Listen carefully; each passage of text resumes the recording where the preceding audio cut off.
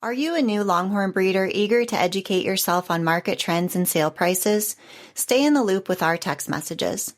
Get the latest updates, events, and insider tips on all things Longhorns delivered straight to your phone. Stay informed by texting website to 888-700-8131, then reply with Longhorns. That's website to 888-700-8131. Sign up today and take your breeding program to the next level. Hi there, I'm Molly. And I'm Jamie, and this is our From the Pasture with Hired Hand podcast. For 15 years now, we've been proudly helping breeders promote hundreds of thousands of pedigree livestock with our easy-to-use animal management-driven website software. And let's not forget about Hired Hand Live, where over $1 million worth of livestock is sold online each year. We're excited to bring you market trends, sales data, advice from your fellow breeders, and stories from the ranch. Our software makes managing your website and your animals a breeze, so you can focus on what you love. So let us handle your digital chores while you tune in to another episode of From the Pasture with Hired Hand.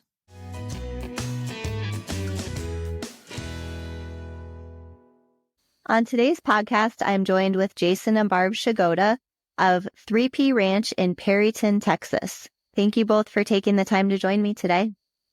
You're welcome. Thank you. So let's start off with the question I feel like everyone is dying to know, and that is, how was your year with the Millennium Rooster? Oh my gosh. Well, Jason didn't have to do much with him. I lugged him around to about every event we went to. Jason even took him to go do collections with our bulls. We took him to some of our daughter's cheer competitions, which they were super embarrassed about. And if nobody knows, he weighs 19 pounds of porcelain, heavy, breakable material. And so I bought him a cat carrier, and I took him around for the year in a cat carrier. Genius. So that got, it amazed me how many people have no idea about the Millennium Rooster still in our industry.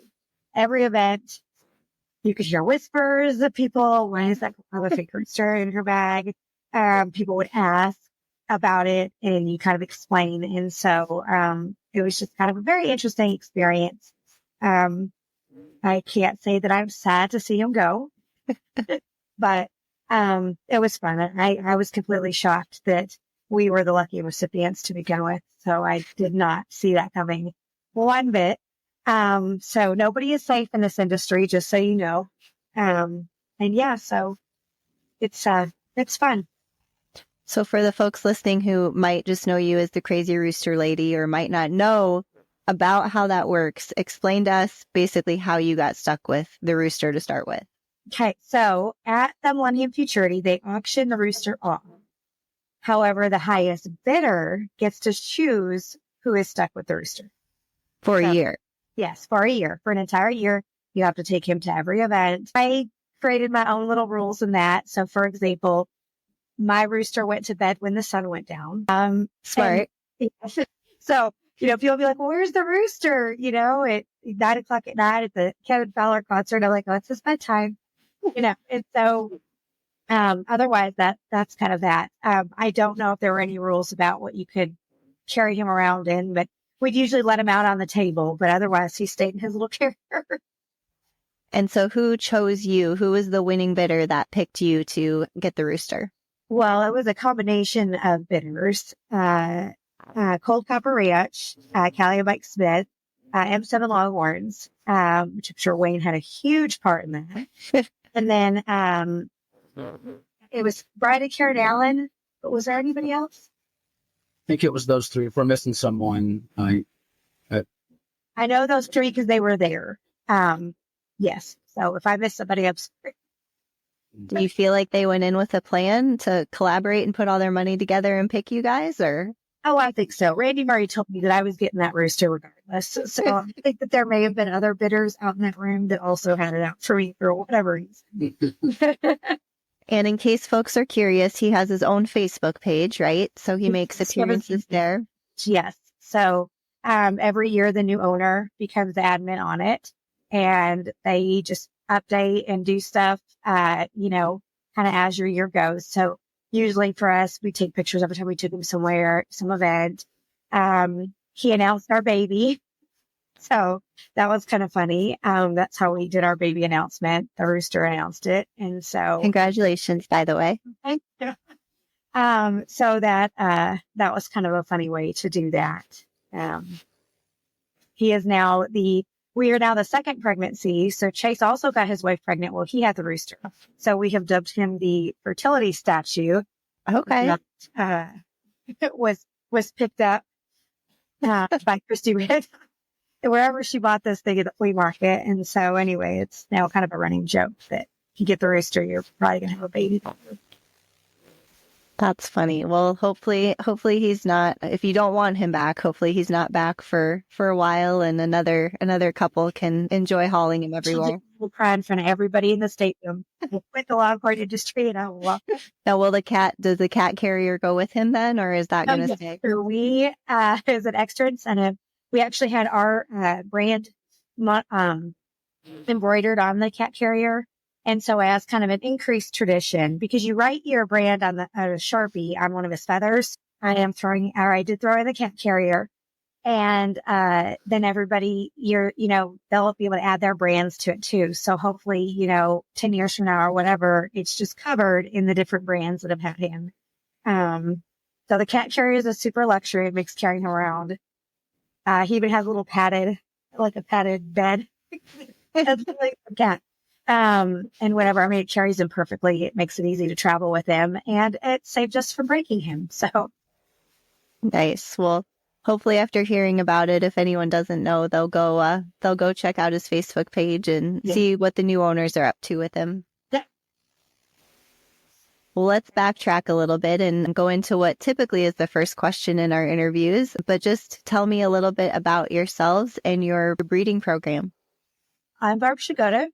I'm Jason Pshigoda. We have had 3 girls. We're about to add a 4th one. So that's kind of thrown off our, I know there's a lot of jokes about us becoming 4P. We're not going to become 4P. We're going to be 3P. We're just going to add a little plus side or something. We named our ranch after our 3 girls. And so our youngest is 13. Our oldest is in college. So we didn't think this all through when we named our ranch, that there could be a possibility of expanding our family. Probably like a lot of people kind of changed and evolved our breeding program as we kind of decided what we really wanted. We finally are at a point where we really kind of have our place and are laser focused on that. Horn is obviously important in our industry. For us, that is not our number one that we breed for. We try to breed for a sound, correct animal. Conformation is super important. We will cull animals if they have, they can have a ton of horn, but if they don't meet breed standards or their body has faults or for whatever reason, that is not a viable part of our program. We also breed for color. We love color. I kind of joke a lot. You can really get some nice animals from us if it's red or solid colored, because we usually will let them go regardless of their genetics or horn length or whatever. We have a small ranch, so we're pretty picky on what stays and what doesn't. Black and white was kind of our thing before it became a thing. So it's kind of cool to see other people super interested. When we started, there weren't a whole lot. We kind of had to seek out the breeders that had black and whites, and they weren't really popular. I mean, people weren't interested in the slow horn growth, or I always wanted a dairy cow growing up. So I think that's why I've been drawn to black. But for us, that was always kind of a really cool thing. So it's been cool to see them kind of spotlight now and people seek them out and be looking for those black and whites in the sale or whatever. I know I missed anything. Temperament's big for us too. We like our animals to be gentle. They don't all have to eat out of your hand. We have a few that are friendly, but they like their space and that's fine. But temperament is huge for us as well. I can't be being ran up fences. I do a lot myself. A lot of the time it's just us and our kids. And so we need to make sure everybody's always safe and whatever. If you love to rodeo, great. We don't. So we've gotten, pretty lucky in our experience with them, but the few that we've had, they're not adherent. So we have a really calm group of cows, and it makes it very enjoyable. I'd like to add to that just a little bit. I think one of the things that we learned this year, well, we've done it in the past, but we really had to make a hard decision this year is pulling horn. We had to let go of I would say a superstar's talent. She just would have balloon udders. She started out the first year we had her with maybe 1 or 2 balloon udders, and the next year, it turned into all 4. And so, we had to call her, and we got to make sure that we keep all these breed standards to head. So we did. We steered her babies. We gave her a pass. Kind of the first year we had her, she had a stillborn, so we kind of thought that she had an overproduction of milk because she lost her baby. And then the next year, we milked out just those 2 udders for like 2 weeks, and it was kind of a pain. We were like, well, that's weird. But we were like, still, kind of inexperienced. We're like, maybe it had to do with last year. And then this year, we were, not only were we not going to milk out a cow for, every day, twice a day for whatever, but we didn't want to pass that. And I mean, it stinks. If we showed who this cow was, I mean, she's a couch cow. I mean, it's like, what, oh my gosh, what? And it just, we felt like it was the right thing to do. We steered her little bull calf, and, which was at a cowboy. Not very many of his calves get steered ever. And, that way that we're keeping the integrity in our breeding program and not passing a problem on to somebody else. So one thing Jason touched on is that, it maybe took you a little bit to learn that you have to make the hard decisions. Talk me through that process a little bit. Like how do you feel like your decision making regarding culling specifically? So not just with, physical attributes, but just being picky or knowing more what you want. How do you feel like just time has contributed to that, and your experiences have contributed to that? For me, I think it's more of really sticking with what we want. So, for example, we sold amazing. I mean, she is going to be a queen. We sold her to Amanda Oden, strictly off of being a red heifer.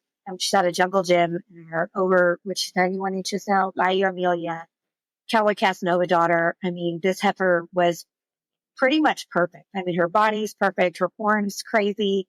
I mean, she had everything that anybody else would say, oh, don't let that one go, hold on to it. But when you have a small herd and you kind of set your standard of we're only going to keep 3 heifers or 5 or whatever the number is that year for spacing, that's when you have to start getting really strict. And whether like in her case, she wasn't pulled for any kind of confirmation attitude. She's literally a perfect, what I look for in a breeding program heifer, but she didn't have the color. So she made the cut list. And then it's a win in somebody else's program. And so we had to kind of do the same thing with bull calves. I think the first year we're going to grow all the bull calves and see what they do. And just can't do that. And so, we've gotten really strict with that. And, one thing that I was justified, it still has our brand on it. They're still registered in our name. We're still the breeder of them. So if they become the next best thing, we didn't lose anything. There's a lot of notoriety with that too. But it stings sometimes because I know we're probably letting go. We're probably keeping the non-winners based off a color and letting everybody have our best cows. But, it kind of keeps us grounded to what we're looking for. So you say that you have a somewhat small herd. Just for our listeners to give them some perspective, how many head are you running on how many acres or how many different pastures? If you count all the babies, we have about 70 head on 60 acres. So we're trying to really cut that down. We've gotten to where we're letting go kind of maybe young first-time mom heifers and younger calves and kind of maintaining that foundation stock that we started with, which I think right now is like 12 solid big girl cows. When we started, we weren't going to have it more than 15, but it's like chips. You just keep adding to your plate. But we're kind of now where you're like, okay, we've got to slow down. We are looking for land to expand and stuff, but that's just hard because when you have longhorns, at least for us, we're extra. We don't want them far away. We don't want them near, a main hunt. I mean, so you start thinking of all these, risks, and then you just get more picky, and then, there's cost involved. And so we just haven't found the right spot to whatever, but it'd be nice to have another couple hundred acres and have them spread out a little bit more. So how did you get started in Longhorn? Oh gosh. Well, I don't even remember what year, maybe it was. I guess we lived here, so it had to be about 2015. My father-in-law did not do, they raised Angus, did not do well with bottle babies. So I always became the bottle baby caretaker, and we had this little bottle baby, and his name was Taco. And as he got a little bit older, I knew he needed a buddy. He needed a friend. My father-in-law, when you had the bottle baby, he didn't want him. It was kind of your thing. So we're super cool and named him Taco. So there's a vet in town, and they raise a little small herd of Longhorns, and they had a little 6-month-old Longhorn heifer. And I grew up in Michigan, and so I thought when I moved to Texas at 16, I just always thought like having Longhorns was like the most Texas thing you can. And so I kind of pushed him, we should get a Longhorn. We should get a Longhorn. And so we got Sis as his friend. And then as he got kind of to butcher age, I was like, well, now Sis is going to need friends. And so we bought a little bull calf. I think they were both about 6. Well, they were just weaned calves. Little bull calf and a little unrelated heifer. And that kind of started our little obsession. And then as we kind of grew and had babies, we started kind of learning more about genetics and kind of started over our herd. But that was kind of the start of it. It started with a little bottle calf that I've now convinced him that having Angus is super for me. Were you surprised how much you fell in love and how quickly, you got into the genetics and your herd grew and all of that? Like, did you expect to like Longhorns that much? I think I did because I just like I like cows, and they were way cooler than Angus. I mean, they're friendlier and prettier and whatever. I don't know if you expected to go this deep in it. One bit, and then I started finding myself being very obsessive with these genetics and staying up and studying all these pedigrees. And it's to the point where you're sitting very late looking at this stuff. And I was like, oh, gosh, it's overtaking me. And so I didn't expect it. It's really neat. Got into it. Yeah. So did either of you have any background in like the breeding and the genetics or, like even medical or, just anything, or are you completely self-taught? I mean, for me, no. He at least grew up farm and ranch. I mean, I couldn't even fix things. Nothing. When we bought our even Rangers and ATVs, I had to learn how to use that. I mean, I had no background in any of that. So it was a lot of learning. Our vet here in town is amazing. He's very hands-on range. So there was a lot of things when we first started out with vaccines. I mean, where I was like, how do I vaccinate an animal properly without hurting, whatever. And, so we just, and I think all rangers, so we still learn, like there's things we're still learning. We've had some incidents where the vets had to come out and stitch. I told him the last time, I said, I'm not going to teach me how to do this. Just come up ourselves, And so, I had no experience. A lot of it is learning and researching. There's so much now on the internet. Down to Googling, what are signs a cow's going to catch? Nothing. And we just learned and kind of fill in the gaps. He can do way more manual stuff than I can. And then I kind of took on all the, I don't know if you call it doctoring or those kind of things. And just kind of work together to learn. Do you feel like there was anyone in the industry once you started to get involved more seriously that kind of took you under their wings and tried to help you along with the pedigrees and the lineage and how the sales and futurities and just all of that work? Yes. Yeah. The first person, once we started over, we bought, it's when the Horn Showcase was in Fort Worth. We bought 3 little heifers. Yeah, we got 3 heifers and we AI'd them all. And Dr. Justin Savia did that and really started talking pedigrees and, the pedigrees that you want to seek out to have in your herd and things of that sort. He really took us under his wing and gave us a lot of knowledge. And then after that, we AI'd because we didn't have a bull. And he was the first one that kind of was like, what is your plan? That he would ask us that. We're like, well, great question. Yeah. And funny enough, the 3 cows we bought were all pretty solid red. They were. But that was our first experience in looking for genetics. So we bought she was double bred rebel granddaughter on mom and dad's side, and we bought actually a half sister to our cowboy, which wasn't even born yet. And so that was kind of we were still so new. We were like cowboy tough and rebel. We got to get some cow. But also the third one. We got a Pacific Mermaid brand, and so we were buying at that point solely on some pedigree genetics and kind of getting as close as we could with that.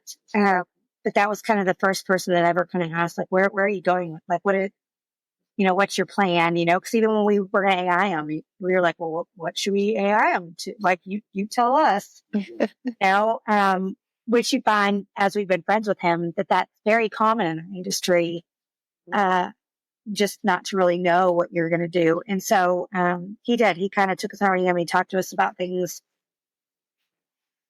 Tail sets, rhino, all these things. Hey, when you're buying a cow, you look at their feet. You don't look at anyone's feet. Why would you look at their feet? They're all long. And so that was very helpful for us. And then I don't know how we weren't that much into it. Justin Rombeck started being very helpful to us. So how that worked out, we didn't have a bull. The reason we AI'd those 3, those 3 heifers with Dr. Justin Savvy. So started looking at websites. I came across the Herald's website. They had some genetics in that bull. It was number 2111. I remember the number, but I don't remember they didn't have a name then. It was Shy Iron over Rebel, maybe. A bull. I may have that wrong. But anyways, I would call Justin because it says contact Justin Rombeck for inquiries. And so I called him, and I didn't know who he was. When I called, asked questions, he would answer them. He said, if you have any other questions, give me a call. And I'd call more questions the next day. I'd call him. I called him for about 3 months, probably 3-4 times a week, asking him questions, and he would just answer all my questions, and I was learning. And so at some point I asked him, what do you charge for your services? Somewhere along there, he did say, he's a consultant and he consults for different ranches, and asked me if he was accepting anyone else, and he said, no, not at this time, I'm full. And I kept calling him, he kept answering and giving me more knowledge. Actually, Jason just sent him a check. So basically, I said, your time is valuable. I said, your time is valuable. You deserve to get paid. I said, I'm sending you a check. And that's how our relationship started. And we've used him ever since. And he's gave us a wealth of knowledge. He's the rain man for the longhorn industry, in my opinion. He has saved us a lot of money.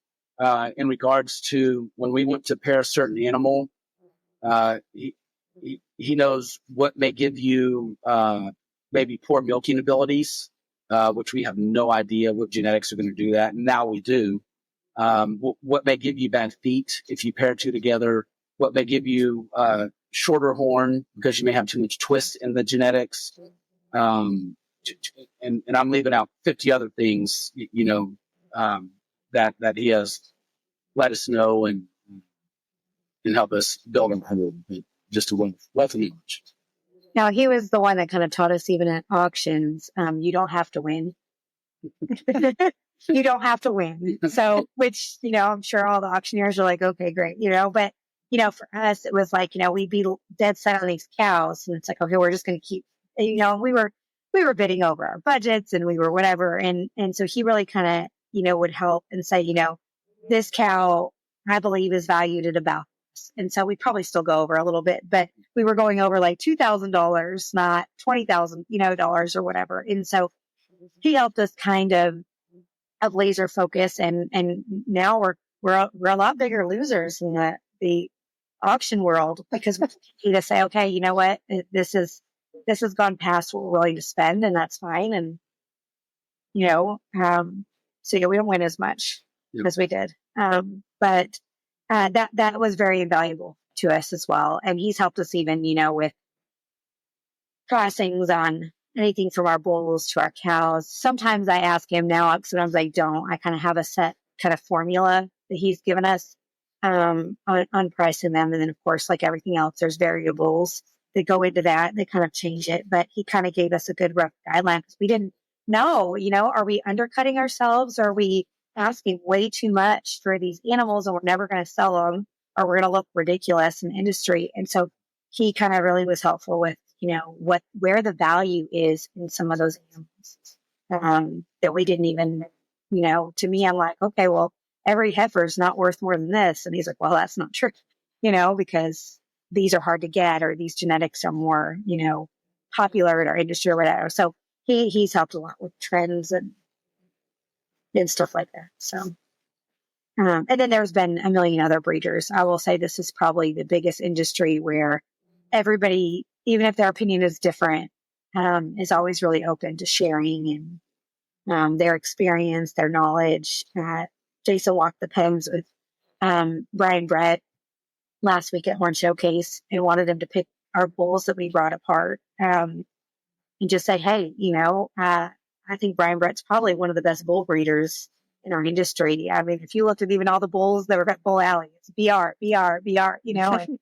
and, so it's nice to get those insights and have somebody, Mike Willinger's always been super open with us. Yeah. And just, we'll spend that extra time to, whether they're picking apart your herd or talking to you about other animals and stuff. And nobody's afraid or feels like you're competition. And it's awesome. And now a word from our sponsors. Hey, if you love From the Pasture with Hired Hand, why not go check out my podcast, The Big Iron Podcast with Andrew Pshigori, where we dive into the world of registered Texas Longhorns and what it means to be an agriculture entrepreneur in the modern world, with a little southern flair, of course. Find The Big Iron Podcast wherever you get your podcasts.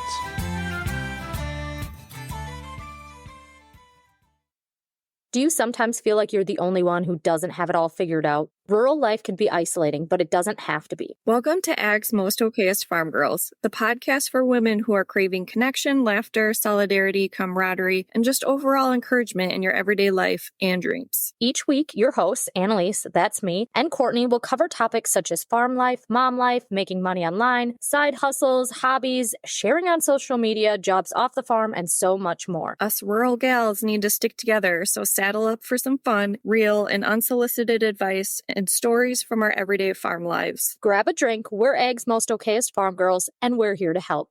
Listen wherever you find podcasts. Imagine updating your website and managing your animals at the same time without needing tech experience. With Hired Hand software, it's that easy. Our user-friendly platform is designed specifically for breeders, allowing you to keep your site fresh and your animal records up to date in just a few clicks. Let us simplify your digital chores while you focus on what you do best.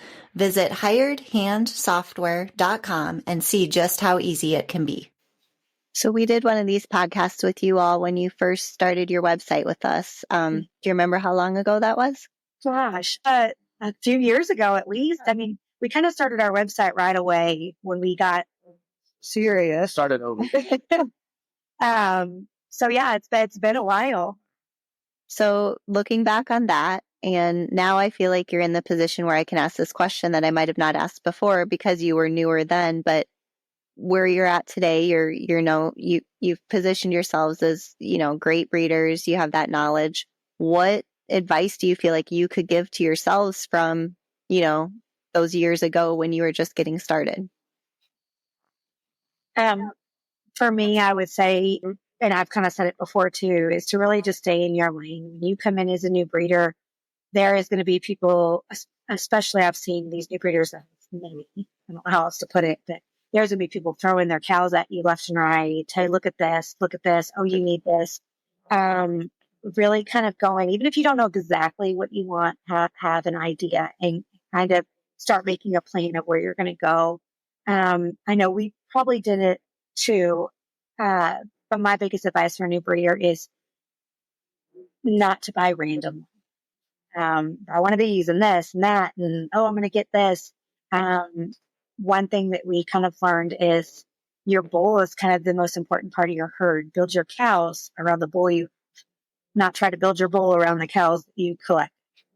And so that's helped us also with buying decisions, because there's animals we might pass on that are great, just not great for our herd. I would say the difference advice I would give now to myself is make sure you have good working equipment starting out. Do not buy and then go get your working equipment, because you may have an accident. For some reason, you may have to pull it. But you want to make sure you have good working equipment. There's a lot of companies out there that shoots for longhorns at different income brackets that are affordable for everyone. So There's used. Yep, and used. Always posting used. We personally use the Joe shoot, Joe Salachic, Lazy J Longhorns. We use his shoot. Nothing against PNC, Dub, any of those, left out. Nothing wrong with those. So they're all safe, and I'll use them. Next, I guess would be on black and whites. For all these new breeders coming in, make sure you know what a true black and white is, because you're going to have a partner that will turn black. There's some, they may just not have the knowledge, I'm guessing, but may advertise them as a black and white. Well, we bought our first bull, we thought it was a black and white, and then learned it was a Parker, but we bought him as a black and white bull calf because he looked black and white. So just so the difference between that, and again, you can reach out and to anyone. You reach out to us and say Joe is probably the king of. You could send him a picture and say, "Is this a true black or is this not?" And he's ready. Yeah. So I said those would be the two main differences. Let's go back to your answer for a minute, Barb. Tell me, you touched on, building your herd around your bull. So tell me about your bull today and how you've kind of gotten to where he's the foundation of your program. Well, if we keep collecting bulls, we're going to have about one bull that So we try to retain a junior herd sire every year. We try to be very picky with it, not just in conformation, but also in genetic diversity. That way we don't tap out too soon. So the first bull, the first bull that we still have. So I'll talk about royalty. When we bought him, and we bought him from Mark Gilliland, we were looking for color. That's what we were looking for at that point. So we wanted a sound, good conformation with color. Well, he's a 2018 bull. He's now number one for his class of 2018 for horn production. But when we bought him, his calves were still young. Now, Mark did an amazing job breeding him young. So he had a ton of progeny to look at already, which was very helpful to us because we weren't gambling as much. We were able to see what he had already been producing, even though they were young. And really, I think even at that point, we were still like, oh, color. Okay. And so, but we were able to see some of his cows on site. And so we bought him, and he has been a huge valuable resource. So he's a Houdini son. His mom's a Cowboy Tough daughter. He has put, the size, structure, color that we were looking for. When we added Cowboy, we knew we wanted some diversity. We kind of didn't go super diverse because he's a Cowboy Tough grandson. So for all the listeners, I'll chime in for just a second. When Barb says cowboy, she's talking about just a cowboy. Oh yeah, sorry, I used their little names. Not the full names. But we were looking for a black and white bull. We wanted something that would put some height on. Not that royalty really is actually, he's a midweight bull, but he's really surprised me in the size and structure he's put on his calves. But we were looking for, a bull that was going to be taller than him, and we wanted a black and white. So we went kind of down a rabbit hole of different black and white. We went down bulls and females that were black and white that we liked. So we looked at probably every progeny I think Rose Fari Sloan had. And anyway, we found Jess Dragonair, which I've always really just liked her. And they had done Freeman Jarnigan's Nathan Jones had done a ton of flushes with them, which we've seen in the industry. They did them with MC and Tough, Tailstar, and then Tough Cowboy. And by this point, when we went down the rabbit hole, almost all of them were sold. But there was a few left. And we kind of liked Cowboy by the picture. So we went to go see him in person. And I mean, really, he was nothing special. I mean, he looked like a lanky Great Dane, but he had the size that we wanted.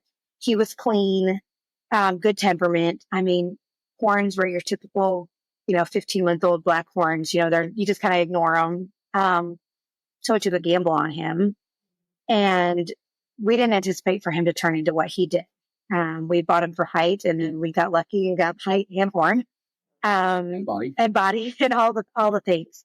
But he kind of brings in that drag iron aspect. He brings in some of that twisty horn aspect, from his mom's side. And, so he kind of became a staple in our black and white program. And then one of our foundation cows, Friday, had the little bull calf we named Legacy, Friday's Legacy, because he was born at the Legacy sale. He is a Jungle Gym son, and he's the first Jungle Gym son, and he's a black and white. And so that was kind of a rare occurrence for Jungle Gym offspring. We kind of just let him grow out. And in fact, it's kind of a joke because we wanted to steer him. And Ron Beck was like, do not steer that bull. Give him time, do not steer him. I said, I just don't know if he's going to cut it. He's almost as tall as Cowboy now. I mean, he's got the height on him. He's got the structure. He just had his first calf crop. They're gorgeous. The body on them is just amazing. And so that's really exciting because most of the cows he went with are first time heifers. He didn't get anything special or anything proven his first year. And so we're really excited about that. But to diversify a little bit more, he's a complete Cowboy Tough outcross. So now we can use him on a lot of royalties' daughters. We can use him a lot of Cowboys' daughters and kind of get that diversity. And then we've got another little bull calf that's he just turned a year. He's at a hydro in Danica, and he's red and white. And it's another. Hey, that was such a sad face. You're like, oh my gosh, I should have. He has this cool skunk tail. It's like striped, and he's a really pretty red and white, but it's not normally what we go for. But he's another Cowboy Tough outcross with different genetics than Legacy has, and so they will be a huge staple in us basically keeping our program fresh, keeping the line breeding kind of to a minimum or in its place to where we're not just over Cowboy Tough, Cowboy Tough, Cowboy Tough, Cowboy Tough. And so they're kind of cool to kind of have a mix and see what they do. So he's a Danica is his cream. Yeah. Century 100 is his dad. So Danica's his grandmother, and then Hydro's his grandfather. So and what's his name? His name is Star of the Century. His mom's name was Starry Night. So we call him Century. So he's kind of another century. But yeah. And so that's kind of what we've done is then we try to take those cows and kind of complement them where we think that they're going to go. And for us, still being new, a lot of it's still kind of a gamble. We're still doing our own testing of, I really love this cross, or I didn't really love this for this reason. So let's breed her to this one and see if we can kind of fix some of those, faults. And then we're learning even with our own cows, kind of, we've got one cow. She color is amazing every time, but she's very feminine and she passes that on. And so we've kind of structured her with bulls to bring out more of, not that I worry about it with heifers so much, but if she's going to have a bull calf, bring in more of that structure, and stuff. And so that's still, very new for us to learn. And I have some that are my favorite pairing. Then so, we've tried some again. We had one with royalty and our Delta Lucky Ace daughter. And she's a beautiful red and white paint. He's a brindle. And, last year, great heifer, structure amazing, horn great, but she came out red with a tiny bit of brindle, which is not what I expected from two of them. And so I told Jason, we're just going to try it one more time. Well, we got a beautiful painted red and white heifer. She's got a black nose. So I think she's going to color change. And so I said, now you can put her on. She can go with Cowboy. I was like, I got what I was looking for. So that's been kind of fun, just even in our own breeding program. And then we do some IVF and AI work. We're kind of slowing with that. So we can focus more on our bulls and our breeding and, not everybody else's stuff. So, but it's given us some nice outcross heifers to bring in too. What are some of your other favorite pairings or females in your herd? Oh my gosh. So PG Black Friday is probably my favorite, heifer or cow, not heifer, just big cow. She is a producer. Since we've had her, she's been 3 for 3 on black and whites. We've gotten 2 bull calves and one heifer out of her. They always have the structure and the size. She's a great mom. She makes me laugh because if you've ever followed our Facebook page, we have this cat named Blanco, and Blanco thinks he's a dog, and he comes to check cows. And Friday hates dogs and cats. I don't know why. Jordan told us we called him after, and he's like, I don't know if she's ever seen one at my place. And so it makes me laugh because she'll chase them out of the pasture or whatever. Otherwise, she's, super easygoing. Mermaid is probably my favorite cow. I still sometimes forget that she's ours. RC Pacific Mermaid is just really special to us to have here, and she's cool to look at. She's not a beauty queen. If they don't know who she is, nobody ever asks about her. She kind of just disappears in the abyss. But I mean, she's just an awesome. That was another purchase that we obtained because of Justin. We were looking at Texas Mermaid in the Legacy Cell. No, she was at Hudson Valentine. And I said, hey, okay, we'll go through a list of cows that we're interested in. We go sell, and he'll say, okay, this is going to work good with your herd. This is going to work good with your herd. Be it a top cow in the industry or not. So we're looking at her. He's like, well, she's going to go for quite a bit. And I said, well, how else are we going to get close to Pacific Mermaid? This is the closest we can get a direct daughter. He's like, well, what if you own Pacific Mermaid? I said, how are you going to make that happen? He made a phone call and did a few negotiations, and a week later we owned her. And so again, hats off to Justin going back to that. But yes, I mean she's pretty cool. Rose, I guess, is really special to us. She's a Tari Graves' daughter. She was in a really rough shape when we bought her. I always said, I didn't think she's gonna make it 48 hours. If you saw her from when she came to our house to today, it's like night and day. She's old. She's blind in one eye. I always say she has one eye, but she really has both her eyes. She just can't see out of one.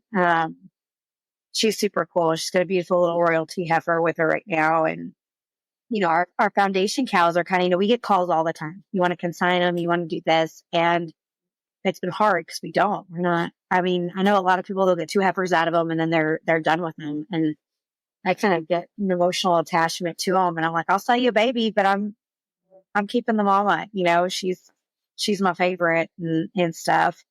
We've done some cool pairings, and you talk about Mermaid that are kind of, with Mermaid's breeding record, she was always kind of paired with the same bulls. And so we kind of went really outside of the box, with our pairings on her. I don't have any fruit of my labor to show yet, but we bred her, Hydro is one of my favorite bulls. I just love him. I think he's really underrated in the industry. And so we bred Mermaid to Hydro. We bred Mermaid to Rolls Ferry Sun. We're pretty excited about that, and kind of just went outside of the box with those breedings. And so, Rombeck is very helpful with pairings. Sometimes I take stuff. Like this is what I want to do. And so we've kind of taken our breedings too and tried to do some kind of fun things with genetics that nobody's done yet with some of these cows and see what happens. And maybe it'll be a huge fail. We'll get a bunch of solid red heifers and that'll be that. But we're pretty excited about the future and just where our breeding program is going to go with our own kind of bred stuff. You keep talking about these solid red heifers and solid red cows. I think maybe the 3 or 4 podcasts I've recorded before yours the past few months, they've all talked about how they'll buy all the red heifers or all the red cows because they throw the most colorful calves. So made solid red, and so's Rose. Yeah. Now don't discredit us saying that to any new breeders out there, because we, again, look at our webpage. We do have solid red calves. Well, on our Hydro daughter's pretty solid. She's got a little front. Yeah. Like she does.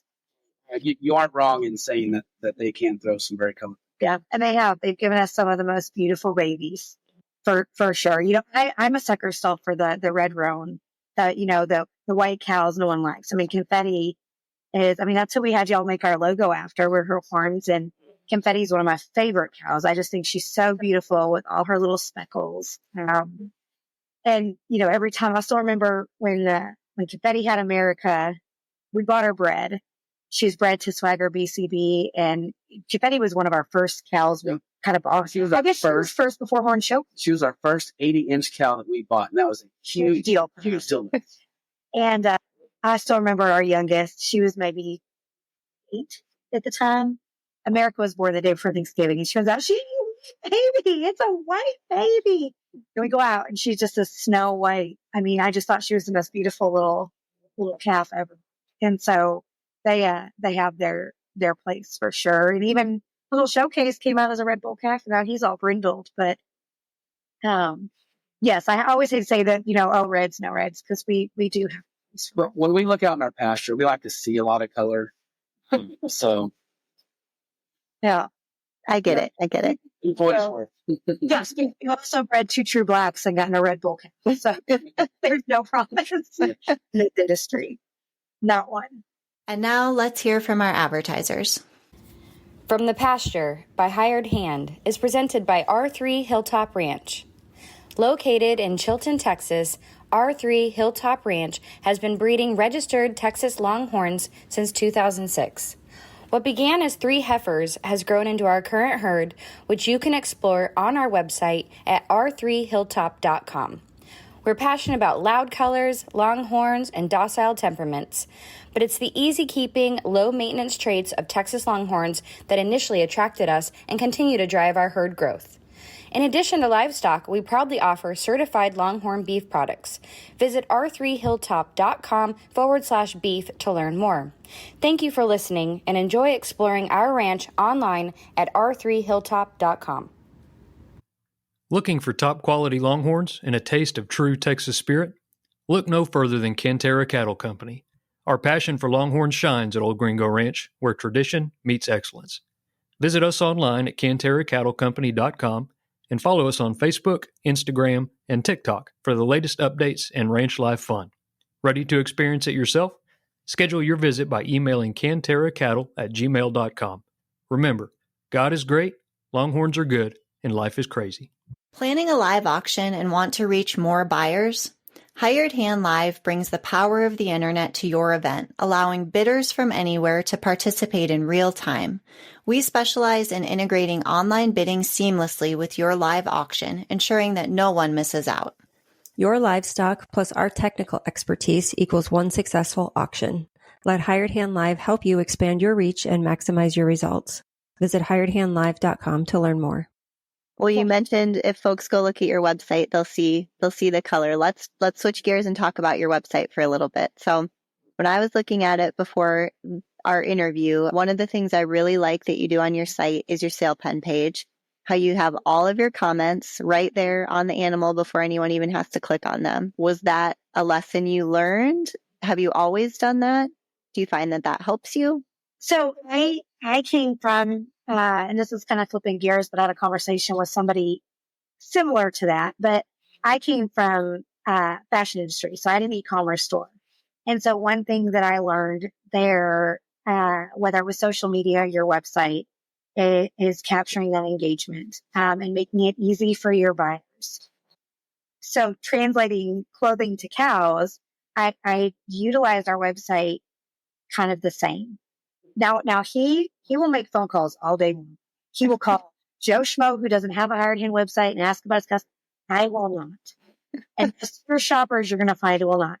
I want to go to your website and I want to see an updated picture or as updated. I know even as some of those calves need an updated picture, but updated picture, updated measurement. I mean, you're selling a cow on a sale and you haven't measured her in 2 years, and then I want the tidbit of information. And I want the price handy. I know there's some people that'll say a cow's for sale, but then you had to call them and I'm not going to call you. And so when I was setting up our website, I thought about all the things that were important to me as a shopper. And make it really easy to not have very many questions. And if you do have questions, it was probably answered in my description. That's life, I right? didn't even read it. Come on. It's like that meme about the apple pie. Everyone's asking about the cost. What flavors do you have? That's the flavor, But so I wanted to make that very easy. I was talking to Cheryl, who does Square One Longhorn. She also does Square One Media, and she had called asking about, descriptions. And she's like, I was reading through all your cows' descriptions, and how do you do that? And I said, it's a product description. It's like describing clothes. I said, it's a bunch of fluffy words, great. I said, some, spice in there, a little bit of excitement, and then start name dropping. And she's like, oh, I think I can do that. And so I did kind of the same with that. But that was one of the things that was important to me on the sale page. Now, if I will update the slideshow, I'll make him happy. But every week I don't get to it. He's like, okay, those pictures are like all those cows are grown up. But we do try to keep our website very current and updated. I am one. I don't care if our cow has a bull or a heifer. We document it. I want somebody to know that our cow is a producer. I don't personally think, and this goes for even cows we're looking at. I don't care if she's had 4 bulls. I get how, the reproductive system works. You got a 50-50 chance. If you're putting her with a different bull every year, you're probably going to get another bull. And so that doesn't bother me. What I'm looking for is a producer. I'm looking for, the colors. I'm looking for, the body that they're putting on there. So I wish that more people would really just document all of their calves, whether it's a bull or a heifer, because it is kind of cool to see. We have some cows on our page that looks like they've had their first baby with us and they're 5 years old, but I know that's not true. So we do. We load every baby. There's no question. I mean, I usually load them the day they're born with sometimes not a very pretty picture, but there's a picture of her and a name and everything. And so, those are things that I like to see in other websites as well. Well, since you all have been our customers for a while, what's one of your favorite tools within Hired Hand that makes it easier, on your website, or that you enjoy when you go in to update it? So one thing that I've really been enjoying is the pedigree simulator. That's been really fun to me. I'm starting to get him to kind of get used to it because one of his conversations with Brian Brett was talking about, and I won't go into all the whatever conversation, but it basically was about how many true Black grandparents kind of somehow his research has found correlates to horn growth and all that. And so I was telling him, he was asking me questions about how many, and I said, this is the easiest tool. I said, we can punch in our cow herbal and you can physically look. And so I've done that with some of our meetings that I'm kind of unsure, like, okay, do I want to put, drag with royalty or do I want to put her with cowboy? And so I'll just go in there and I'll simulate it. And I kind of decide, like, which pedigree do I like better? Is there a lot of line breeding that makes me nervous? Is this a good mix? Is this not? And so it's been kind of cool to really physically see that instead of trying to guess or go back and forth between bull, heifer, and put it together. So I've really enjoyed that feature a lot. I use it a lot. So I have to tell you a funny story about our pedigree simulator. So when I started Hired Hand, it was pretty like baseline, right? Because I wanted to be sure it was going to work and everything. But that was one of the features that came out when we started 15 years ago, right? No one used it. No one. Like, we would track like, okay, what features are being used, what's underutilized, all of that. And no one was using it. So rather than updating it, we retired it, right? Well, then people kept being like, oh, I have this great idea. I have this great, you need this. And I'm like, we had that. So finally, I forget, I think it's been a couple of years now, we brought it back, but I think it's just a testament to how times have changed and how, the pedigrees are becoming more and more important and people are understanding and doing their research. But yeah, it's funny because we had it 15 years ago and nobody was using it. I do. I mean, I encourage anybody to really kind of use it. I mean, you can play around with a cow you're looking at in a sale. Okay, this is my bull. I'm going to buy this cow. What am I going to get? I mean, you can use it for your buying options, not just your own, herd development. One thing that was important to us when we started breeding was we wanted our offspring to be stacked top and bottom. A lot of the times you'll see they've got a really solid, they bred this cow to Rural Safari Sun, but mom has enough. You don't know where any of these cows are. And so it's been kind of cool to see that come together. But now with the pedigree simulator, it's even easier to, really lay it out and say, oh my God, this is what that's going to look like. I've enjoyed it. I really have. I use it a ton. Oh, good. That's good to So hear. like, I'm thinking I don't even really need to, like I said, what would happen? We've used it for our repro work. So I can just physically see, okay, if we bred PC40 to this cow, what is that going to look like? And you can if you want to go down a huge rabbit hole, is then you can go down, like we'll use PC40 as an example, and you can look at his progeny and say, has anybody done that with similar genetics? What do those cows look like? And you can really, really dive deep. I have now called a spreadsheet, but really it's just notebook paper with stuff written on it that I finally typed up instead of using my notebook paper. But it's almost like little keywords, like this bull has done really well with, double bred tempter does this if you're looking for twist. And so that's helped us too with breedings. I can kind of go to that cheat sheet and say, okay, these are the cows we have that have that. So if we're going to do some AI or embryo work, let's pair it with this bull, this bull, this bull. I've gotten a lot less no's from Rombeck since I've done that. Before you, Barb, no, you do not. I just basically pulling names out of my hat. And so now, taking that data and seeing what's already been done, and with hired hand makes that so easy. I probably tell every new breeder, you need a hired hand website. And we've gotten to where we won't partner on one of our bulls. That's one of our requirements. You have to have a hired hand website. You have to be to promote and market your animals. They can't just disappear in the abyss. Of making it easy, whether it's in a sale and you're looking back at those cows, or just researching websites or researching your own animals, lineage and stuff. Just being able to click boxes and get to the next thing is just, it's awesome. Well, thank you. Well, we're talking about your website. There's a couple other things I wanted to touch on. So I love it when folks their programs have personality, right? And not just like the fact that you guys like black and whites or flashy animals, but you have some other pages on your site. You have your livestock guardians, you have your chickens. So tell me, just, briefly touch on some of those items.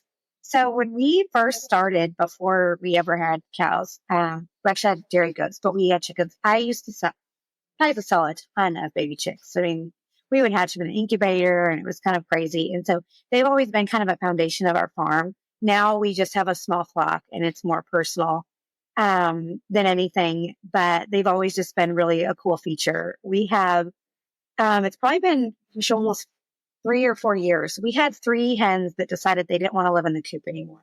They live in our wean pen. We just have left them be. They have a little roost area. We clean up under it. They have moved. They've just moved into the area. And so they've kind of been funny because they're just permanently out with the cows, and that's where they stay, and they are perfectly content. And then our livestock dogs have always been a really big staple. I actually need to add Taro's photo to that page, but, they're kind of the foundation of our farm. They are my baby detectors. I know something's awry. They're out there. They love the baby calves, and the baby calves really love them too. Moms don't like them to play together, but for the most part, they all coexist. So they're a big part of our ranch beyond just the cows that we raise. And so I wanted to kind of, I guess, highlight them a little bit and show them off. So I think it's really neat if you have some other aspect to your farm besides, again, if it's a hobby that people do, it's not their main source of income. You can highlight that on there as well. You guys have 2 websites. Yes. Yep, I think folks are surprised. When I take a lot of sales calls, there'll be folks who have, woodworking businesses or Airbnbs or, other breeds. And as you all know, there's no additional charge ever to put those pages on your site. You can put anything out there about your ranch that you want, for those standard prices. And so I think anytime, like you said, you can make use of that, it helps give your program more personality. Yes. Yeah. Well, another of our benefits that you all have taken advantage of and had a lot of success with is our monthly sales. Do you want to talk a little bit about how you pick and choose which animals you're going to submit each month and some of the success you've had? I think there was a few months where yours were the first to go on the buy now feature. So I think I jinxed myself because we were animal every month, and then the last couple months hasn't really worked out that way. But I tell people regardless, because I've gotten, and I don't know if it's because we sold, month after month, but I've gotten several calls from other breeders and they're like, you have nothing to lose. It hurts me none to put an animal up there. And if it doesn't sell, it doesn't sell. If it does sell, I've now sold an animal. I've had people come to my webpage. It costs $0 to do. It takes less than 5 minutes for me to submit them. I actually screwed up. I missed the deadline for the October sale. That's why there's not one of ours in there. Cause I was really sick with morning sickness and I was like, oh, I'm going to do it tonight. And then I didn't. And it was like the last day and whatever. So that is one of the coolest features of being a hired hand customer. I mean, I'm surprised you don't have 100 submissions every month. I really am. Like, if every single person had a website, just put one animal in, everyone's got something to say. And there's nothing. I mean, I can set the reserve, to where I'm not letting animals go for $500. You can set your buy it now price, which for me is not, it's what was already on the website anyway. Usually we pick animals that we were already selling or considering selling. I love that we've sold several bull calves. So that's an option too for people. So you have all these great, breedings that maybe nobody even knows you have. And put them out there and whatever. And so I think it is super cool. We pick our animal. I try to rotate between bull and calf. There's no rhyme or reason to that. But I try to kind of mix it up. Okay. We put a bull in last month, so we're going to put in, a heifer this month. And Jason, actually, there was one that she ended up selling for the buy it now, So, I don't know why. That's the thing too. If you are in the longhorn industry, even we're not buying cows right now and I still score it every month. Is there something in there that, either we saw and wasn't for sale and now they got it, in there, or some genetics that, whatever. You can really pick up, there's been some nice animals added in there. And I know for me, cause you have a picture and there's some people like, well, I don't see the animal person. I've sent tons of people. This is a video of them. I've tried to, kind of lazy the last 2 months. I used to load the videos, whatever, but videos, updated pictures, everybody's contact is on there. And I'm pretty sure every breeder that has an animal in a hired hand is super happy to get you whatever information you need, whether it's temperament or hauling or current measurements, and stuff. So yeah, I think it is a great feature. We love using it. And actually on my list today on my planner is enter hired hand. So don't forget. You have 4 more days, right? So I'm going to do it today. Yeah. Nothing comes up and I don't wait till the last minute like I did last month. I was pretty bummed. Has it brought any new visitors to your ranch? Talk to me about when you sell one, are you meeting and exchanging them at a, middle location? Are they coming to your ranch to get them and then happening to get a tour and looking at more? Are you hauling them to sales? What are you doing? A little bit of both. And so, we'll have some that want to come out. They want to see the ranch. Like we just had a gentleman come out. He's a new breeder. He lives about an hour from us. And, it was kind of no pressure to buy anything, but we looked at the herd, we talked about genetics. We worked out some different options for packages on some of our cows and hopefully that, it turns out and it'd be awesome for them to be close. So we do that. Our ranch is always open, if someone wants to come out and visit. And, that was one thing that was nice for us. The same is to be able to go to Diamond B or go to M7 and not feel the pressure of, well, I'm going to look at this cow and know, like, if I don't buy it, but you can just go out and look and talk and have a conversation. I think there's so many ranches like that. So that it sometimes happens. Other times they'll ask, like, we've got one, we're hauling to Millennium. He lives in Ohio. And so he settled on one of, Cowboy's bull calves, the homozygous one. And so we said, he was like, well, let me figure out hauling when I can get out there. And so we just kind of threw that as an option. If we have the room in our trailer and we're heading there anyway, we're always happy. I know it's always been helpful for us if someone brings us a cow and we're paying, an extra $1,000 in hauling or whatever. And so we try to do that. We've sold some of ours at Futurities. People have asked about them. And so they just load them up when the futurity's over. And that's been pretty cool. So I think there's a variety of ways to make it easy and whatever someone's comfortable with. They're always welcome to pick up on the ranch, see the animal beforehand and be here. We go to enough events now. It's pretty easy for us to, what's one more? Just come on. And that's really helpful. Well, one of the things we touched on at the beginning of the podcast was your ranch name, the 3P, and you talked about maybe adding a plus or definitely are going to change it. But I want to know, I feel like a lot of us have kind of watched your girls grow up along the way. Are they as interested as they first were? Are they kind of, becoming their own people? So they have other hobbies. What's their role in the ranch? They are. I mean, they're helpful. I think everyone likes the cute. We have a bottle baby. Well, he's not even a bottle baby anymore. He's a year and a half, but we call him the bottle baby. And I mean, they love Apollo. I mean, Apollo's just not saying, for him, or for them or whatever. They like the cute babies, but they're kind of growing. Our youngest, she did really well. I actually was talking to a little boy, at the Legends event. He's starting to buy cows with some of his money. And our youngest she bought 2 heifers from Glendenning's, and then he was part of that package deal with Leonard New River Ranch. And so when she decided it was becoming too much, she didn't want to mess with it. She doubled her money almost on her heifers. Of course, she didn't pay any land fees or any, expenses. Even under a feed bill or anything? But we taught her a little bit. I mean, she paid us a breeding fee, a very small breeding fee, but we had her pay us a breeding fee. But then those calves were hers. And that was kind of cool for her because now she thinks she's a baller. I've got so much money. And so, but it was neat for her to see, okay, I bought this heifer, put a couple of years into her. And now, this is her value and stuff. And so it was a good kind of lesson for her. She's still on the fence of whether she's going to, get back into it, but she's probably our most interested. Yes. The other two, not so much. Our middle child, Yeah. I mean, they're your typical, we want to get a kitten, but we're over it once it becomes a kitten. Yep. We just moved up to another kitten and you're like, okay, but a kitten turns into a kitten. And so, that's kind of how they are. Of course, they've grown up with this, like you said, kind of watching them grow up. And so, they're very knowledgeable. They're very responsible. I mean, my oldest, if we're gone, she knows how to check cows and check babies and, and all that and kind of everybody can be fed. I mean, they're very easy, to feed and whatever. And so, but really being into it, we'll see. Maybe this one will be into it because it'll really, my girls were older before we really started doing this.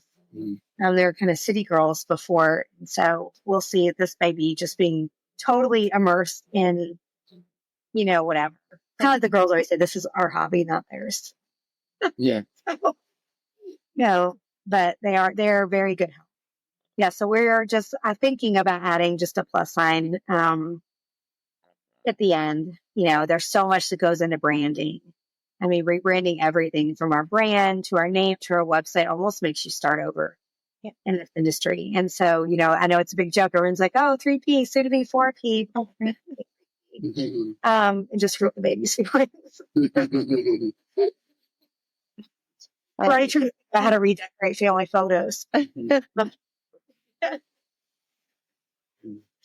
Well, is there anything I haven't asked you about your website or your breeding program or your future goals that you want to share with listeners?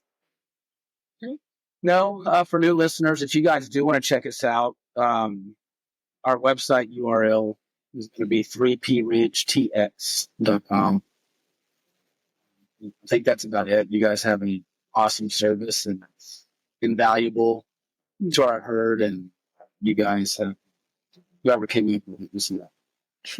Well, thank you. I will say too, for new breeders, one thing that really helped us, even before we were showing animals in futurities, we went to events and and I know it's awkward. I mean, I remember our first legacy sale, we knew nobody but Justin. I mean, we didn't. And, he is very good at like I'm look like the evil, like wife in the corner. Like I'm not unfriendly. I'm a little more, I guess, of an introvert than he is. I mean, he'll go out and introduce himself to everybody, and I don't better as I've gotten to know people. But it's also been a reminder as we've been, more seasoned in this industry to always be inclusive and talk to everybody and make them feel comfortable and just know, I mean, there's no silly questions. Everybody's so open.